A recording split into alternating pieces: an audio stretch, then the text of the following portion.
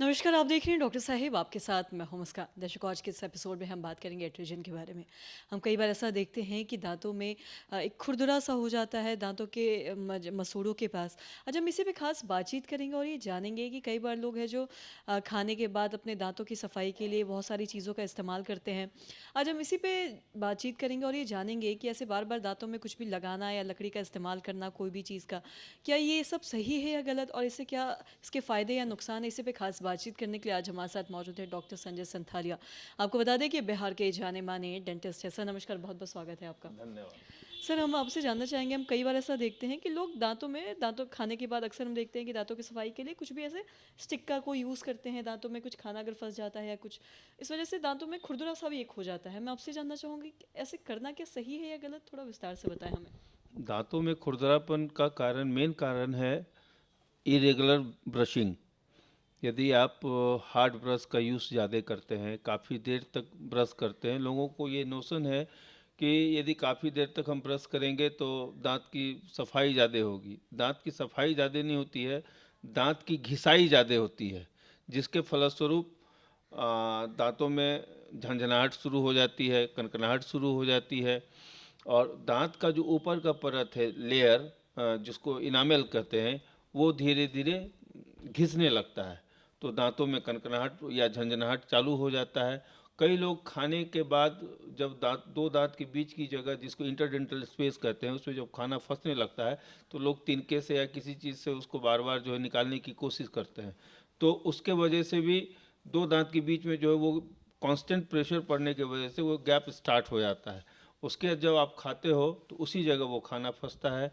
और ब्रश, हम लोग जब भी पेशेंट कोई आता है तो हम लोग उन लोगों को इंस्ट्रक्ट करते हैं कि आप सुबह और रात खाने के बाद, बिफोर गोइंग टू बेड, सोने के पहले ज़रूर ब्रश करें। और यदि आपकी उम्र 40 या उससे ज़्यादा है तो कोशिश करें कि सॉफ्ट ब्रश का यूज़ करें, कि सॉफ्ट ब्रश का जो ब्रिसल है वो सॉफ्ट होने की वजह से यदि आप थोड़ा इरेगुलर प्रेशर भी देते हैं तो दांतों पे घिसावट उसका कम होता है। और हार्ड ब्रश, तीन तरह के ब्रश यूजुअली होते हैं: hard, medium and soft. Hard brush, आप यंग एज में हार्ड ब्रश यूज़ करते हैं तो चल सकता है to some any extent. But यदि आप हार्ड ही यूज़ करते हो तो कुछ दिनों के बाद दांतों में कनकनाहट और झंझनाहट होने की समस्या जरूर उत्पन्न होगी, क्योंकि दांतों का जो ऊपर का लेयर है वो धीरे धीरे उसकी वजह से उसमें घिसावट आने लगती है। और साथ ही आपसे ये भी जानना चाहेंगे, कई बार हम ऐसा भी देखते हैं, जैसा कि आपने ब्रशिंग की ही बात की है, तो बहुत लोग हार्श ब्रशिंग तो करते ही हैं, साथ ही बहुत लोग दतमन का भी इस्तेमाल करते हैं। और बहुत ज़्यादा अगर दतमन का इस्तेमाल करें, क्योंकि एक तरह से वो एक लकड़ी है, और अगर उसका अगर बहुत प्रेशर के साथ अगर दांत पे इस्तेमाल करते हैं तो क्या इसके भी नुकसान हो सकते हैं।